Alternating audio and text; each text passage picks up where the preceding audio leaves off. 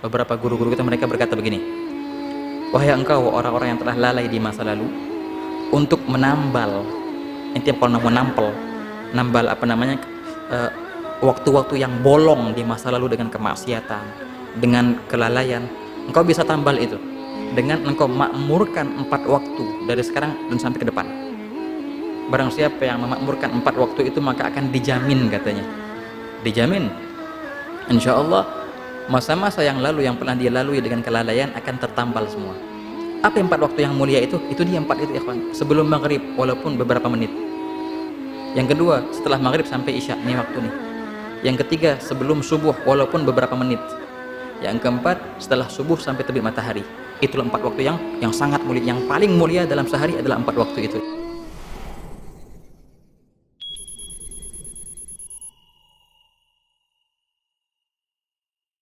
Setelah salat subuh sampai terbitnya matahari, ya kan, dikatakan barang siapa yang salat subuh berjamaah kemudian duduk berzikir kepada Allah sampai terbitnya matahari, kemudian dia salat 2 rakaat, itu pahalanya bagaikan dia menunaikan haji dan umrah yang sempurna dan sempurna dan sempurna. Hadisnya hasan, gitu ya. Waktu yang mulia, waktu yang mulia juga tadi itu sebelum maghrib walaupun cuma berapa menit. Oleh karena itu berkata beberapa masyaikh, beberapa guru-guru kita mereka berkata begini, wahai engkau orang-orang yang telah lalai di masa lalu untuk menambal, intinya kalau mau nambal apa namanya, waktu-waktu yang bolong di masa lalu dengan kemaksiatan, dengan kelalaian, engkau bisa tambal itu dengan engkau makmurkan 4 waktu dari sekarang dan sampai ke depan. Barang siapa yang memakmurkan 4 waktu itu maka akan dijamin, katanya, dijamin insya Allah masa-masa yang lalu yang pernah dia lalui dengan kelalaian akan tertambal semua. Apa 4 waktu yang mulia itu? Itu dia 4 itu, ikhwan. Sebelum maghrib walaupun beberapa menit. Yang kedua setelah maghrib sampai isya, ini waktu nih. Yang ketiga sebelum subuh walaupun beberapa menit. Yang keempat setelah subuh sampai terbit matahari. Itulah 4 waktu yang sangat mulia. Yang paling mulia dalam sehari adalah 4 waktu itu, ikhwan. Nah begitu. Dan yang paling mulianya dari 4 itu adalah apa? Nah itu tadi, yang paling berat untuk kita berada di situ. Dan kalau kita tanya, kalau kita benar-benar nanya sama diri sendiri nih, masing-masing nanya sama diri sendiri dengan jujur, tapi dengan jujur. Kan katanya gitu kan, kalau kita ngebohongin orang itu mudah, tapi masa iya sih inti bohongin dirimu sendiri? Jangan. Kalau mau ngebohong, masa iya sama diri sendiri masih ngebohong? Jangan. Jujurlah dengan dirimu sendiri. Jangan sampai bohong, ikhwan, dengan dirimu sendiri.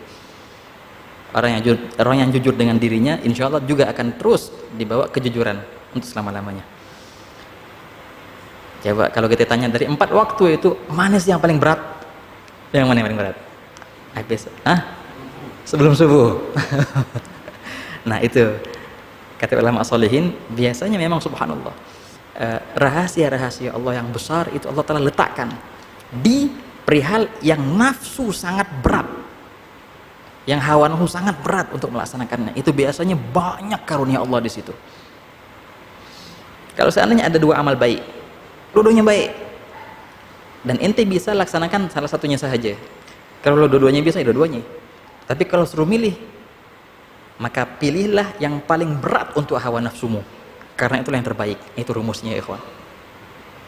Yang paling berat untuk hawa nafsu. Nah di sini ada kebaikan yang banyak.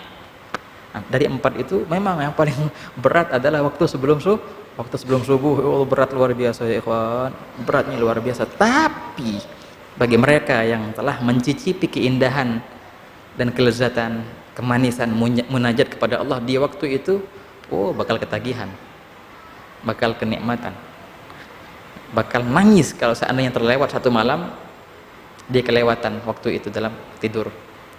Soalnya indah sangat, ikhwan, waktu sebelum subuh walaupun beberapa menit, walaupun cuma 2 rakaat.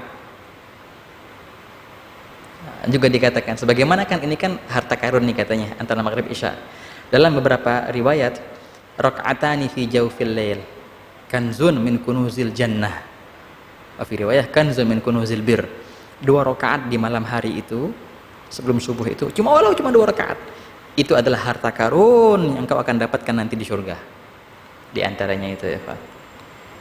Walau cuma 2 rakaat, ya, walaupun cuma 2 rakaat. Sebagian kaum solehin berkata, hadza ajib. Ma'ugidat wilayah liwali illa fi qiyamil lail, illa fi jawfil lail. Tidaklah seorang waliullah dilantik menjadi waliullah melainkan di waktu itu sebelum subuh. Itu waktu pelantikan para aulia Allah. Nah, jangan sampai waktu pelantikan para aulia Allah kita tidur malahan, ya nggak bakal jadi calon. Ya, kalau mau jadi calon wali, maka harus ada di waktu-waktu pelantikan itu. Udah kapan ya? Sebelum subuh. Makanya ada cerita, ada seorang minas sholihin, orangnya baik dan dia polos, dia nggak banyak ibadahnya kayak biasa. Tapi dia itu jualan gorengan pagi-pagi dia jualan gorengan. Ya, kalau orang jualan gorengan pagi-pagi, kapan di ngadonnya? Masanya kapan? Malam-malam. Bangun jam 3, sudah mulai itu ngadon gorengannya, digoreng jam 3 malam mulai itu. Nah, dia ini orang baik, orang soleh, mulai jam 3 malam sholat 2 rakaat, ya sudah mulai dalam adonannya itu muter-muter sambil berzikir. Dan dia ini niat untuk menafkahi keluarganya dalam ibadah, berarti dia kan ya. Jangan kira ibadah itu cuma sholat, puasa, zakat. Engkau bila mana engkau kerja dan menekuni kerjaanmu dengan ihsan, itu adalah suatu ibadah yang besar. Ya enggak? Enggak kalah engkau dengan para mujahidin fisabilillah, ya kan? Enggak kalah dengan para penuntut ilmu. Ketika seorang pelajar ilmu berjalan di jalannya untuk menuntut ilmu, maka Allah Ta'ala tuliskan dia seorang, kalau seandainya meninggal ya mati syahid. Begitu pula seorang ayah yang keluar dari rumahnya untuk mencari nafkah, untuk menghidupkan keluarganya, sehingga tidak minta-minta dari orang lain. Itu ketika kalau seandainya dia mati, masuk dalam keadaan mati syahid, ya kawan. Jangan remehkan orang yang bekerja dengan ikhlas, dengan ihsan. Makanya tekuni kerjaanmu, bukan karena apa? Karena ini adalah perihal yang disukai Nabi Muhammad SAW. Innallaha katabal ihsana ala kulli syai'. Begitu. Jadi cerita bapak tadi pas buat adonan gorengan itu malam-malam. Pas di waktu itu ada seorang waliullah yang meninggal. Ya, dalam hadis yang ma'ruf bi sanadin hasan, yang Allah Ta'ala dan yang mana baginda Allah SAW menceritakan perihalnya para aulia, bila mana ada satu yang meninggal di kalangan mereka, maka akan digantikan dengan orang lain, dan terus seperti itu dalam lingkaran. Imam Suyuti mempunyai karangan yang indah dalam perihal itu, namanya Al-Khabaruddal fi wujudil aqtab wal aghwath wal abdal. Dalam hadis yang ma'ruf, ya ala kulli hal, intinya kalau seandainya ada yang meninggal dari kaum solihin, maka akan digantikan dengan orang yang biasa untuk masuk dalam lingkaran mereka itu, kaum solihin dan aulia al-muqarrabin. Pas pada malam itu ada yang meninggal di daerah mereka, si bapak itu, di daerah bapak itu seorang soleh, dan mau digantikan, ada nggak penggantinya? Pas itu malam, yang bangun malam cuma dia di daerah itu. Ngapain? Lagi goreng-gorengan sambil berzikir. Karena itu langsung terpilihlah dia menjadi wali min auliyaillah ta'ala. Karena kebetulan nggak ada yang bangun di daerahnya kecuali dia, dan dia dalam keadaan ibadah, masuk di dalam lingkaran para aulia Allah. La khaufun 'alaihim wa lahum yahzanun. Begitu ya ikhwan. Sangat indah ikhwani. Sangat indah, walaupun engkau butuh pengorbanan, walau butuh daya upaya untuk bangun malam itu, tapi coba sekali dalam seumur hidupmu, sekali engkau lawan rasa ngantuk itu. Padahal subhanallah ya ikhwan, padahal inti melawan sesuatu yang engkau kira itu lemah, betul, ngelawan ngantuk. Tok, apa sih yang dilawan? Musuh besar dengan senjata. Inti ngelawan ngantuk. Tapi bisa nggak ngelawan ngantuk itu? Jangan kira remeh, berat betul. Pasang jam beker jam 3:30 contohnya, sekarang ada jam 3:30. Inti pasang beker jam 3:30, atau oke lah pasang jam 4. Beker alarmnya jam 4. Tamam. Jam 4 bunyi itu alarm, inti bangun. Nah, itu ujian di situ ya ikhwani. Ujian yang berat di situ. Capek, ngantuk, lesu.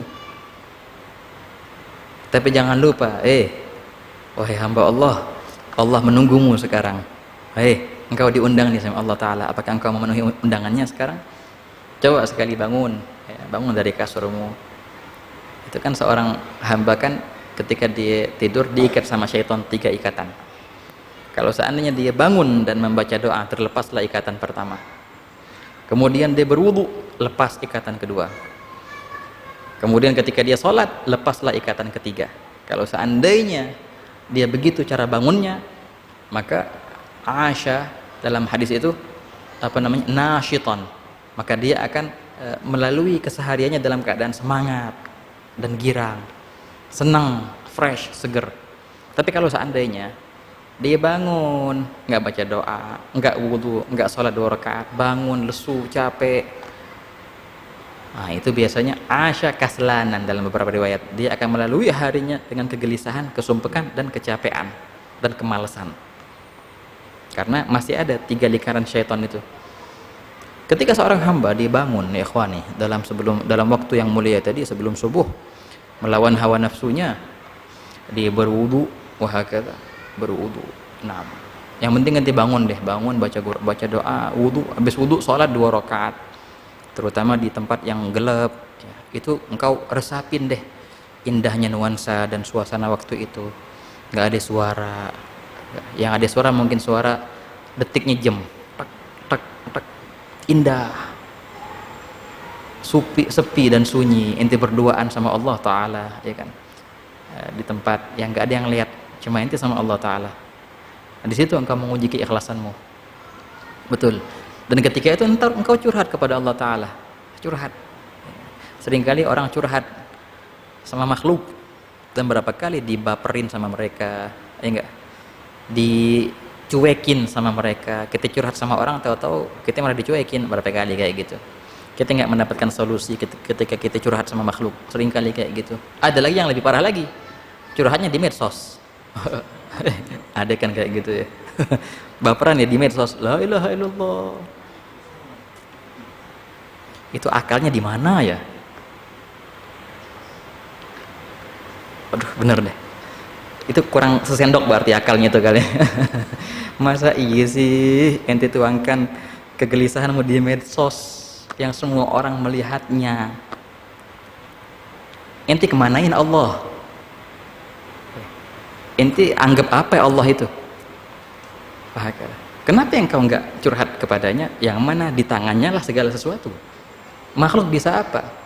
Makhluk bisa ngasih ente apa? Makhluk bisa mentakdirkanmu apa? Lah semuanya itu adalah takdirnya Allah Ta'ala, adalah cerminan daripada perbuatannya Allah Ta'ala. Kenapa ente enggak curhat dengan Allah langsung? Kesian orang-orang terhijab ya ikhwan, dari hakikat yang indah ini. Seandainya mereka curhat kepada Allah, tak akan mungkin Allah Ta'ala menyia-nyiakan mereka, ya enggak? Allah Ta'ala ketika mendengar curhatan hambanya, itulah Allah Ta'ala yang paling mendengarkan. Allah lebih mendengarkan curhatanmu daripada teman dekatmu, dan Allah Ta'ala bisa memberikanmu solusi, karena semua perkara ada di tangannya.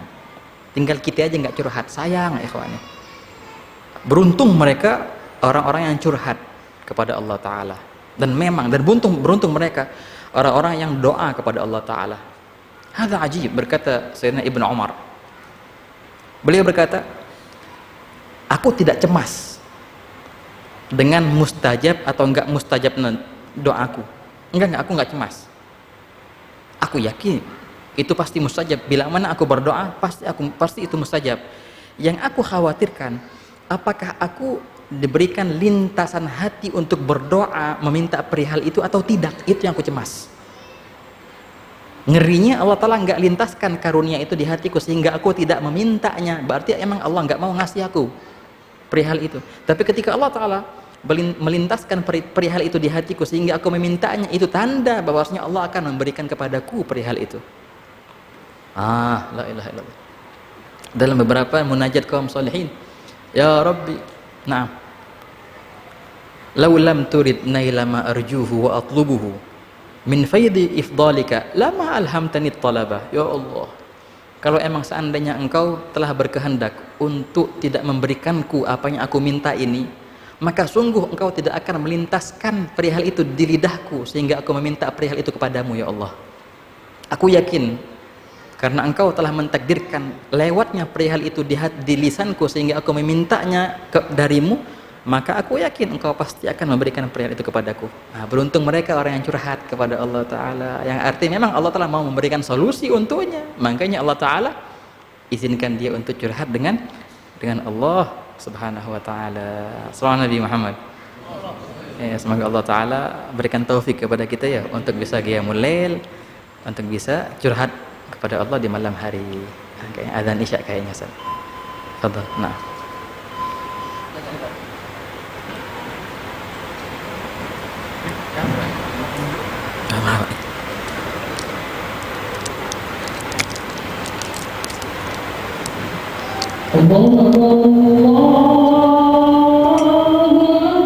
Allahu Akbar, Allahu Akbar, azza wa jalla.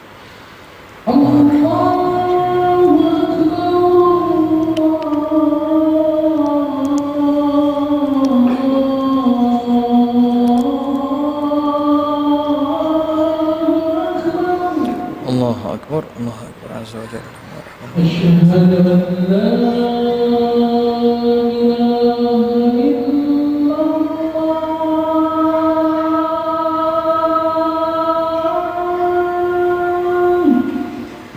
Asyhadu an la ilaha illallah.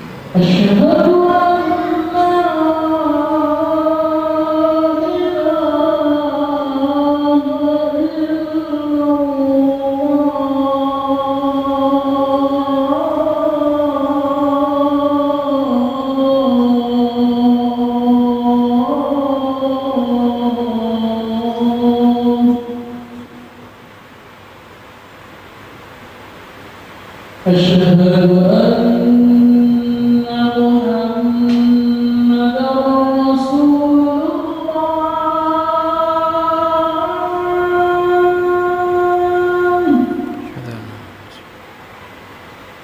Asyhadu an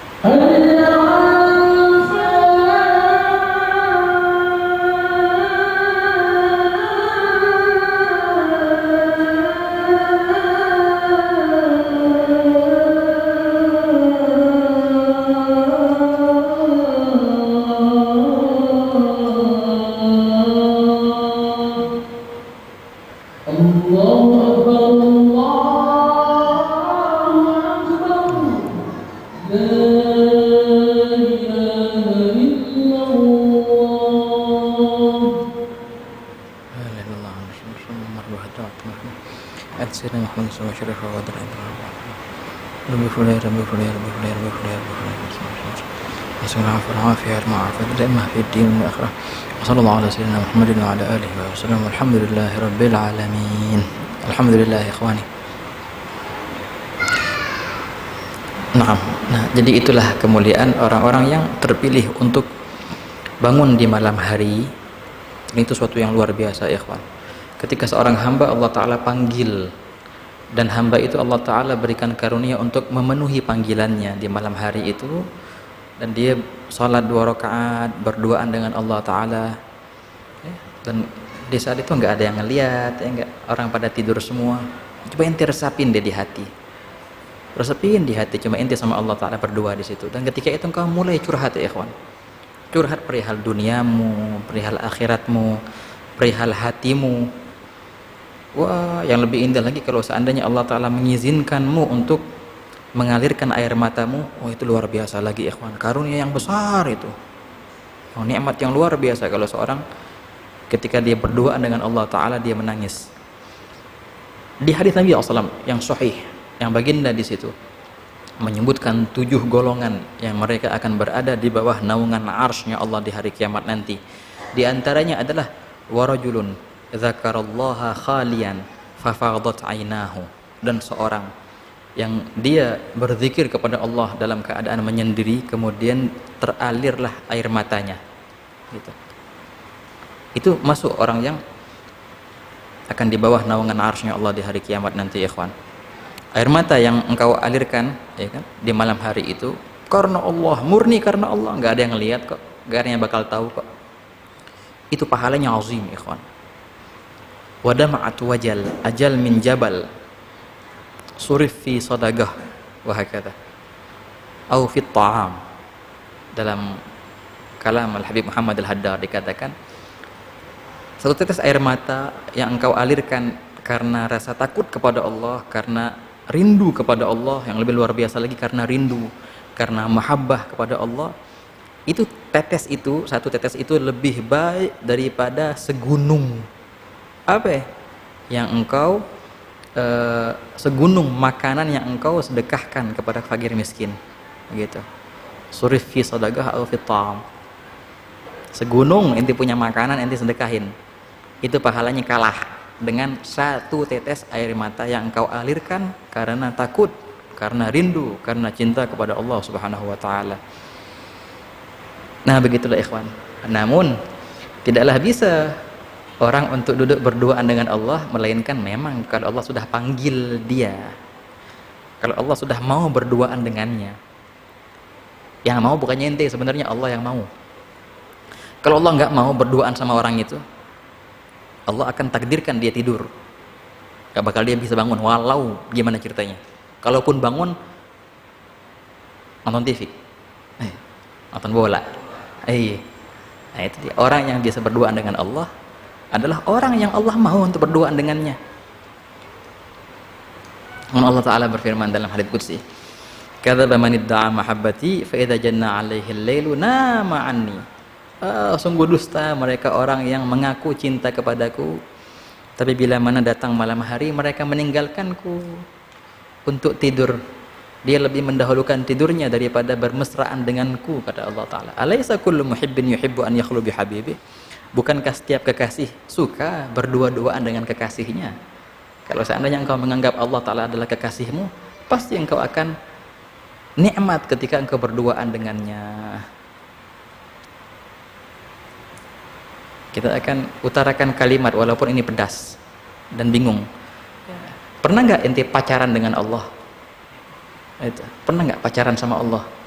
Berduaan, bermesraan dengan Allah. Nikmatnya luar biasa ya kawan. Nggak bakal ada sakit hati. Kalau sama makhluk, sakit hati berapa kali. Tapi coba deh kemesraannya sama Allah.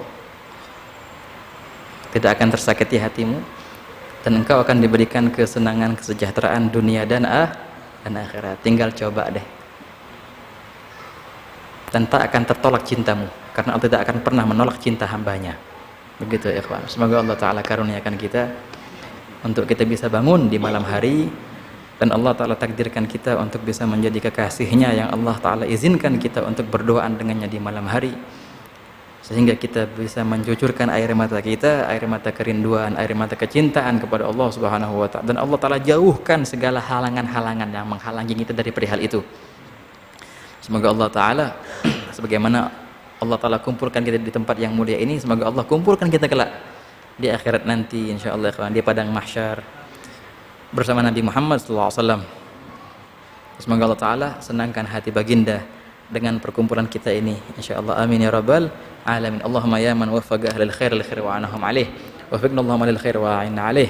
بارك اللهم في هذا المسجد ومن صلى وعمر هذا المسجد واجمعنا وإياهم في دار كرامتك ومستقر رحمتك وأقر بين عين نبيك محمد صلى الله عليه وسلم وارزقنا كمال متابعته ظاهر وباطن وأقر عينه بنا في الدنيا والآخرة برحمتك يا أرحم الراحمين وصلى الله على سيدنا محمد وعلى آله وصحبه وسلم والحمد لله رب العالمين والسلام عليكم ورحمة الله وبركاته.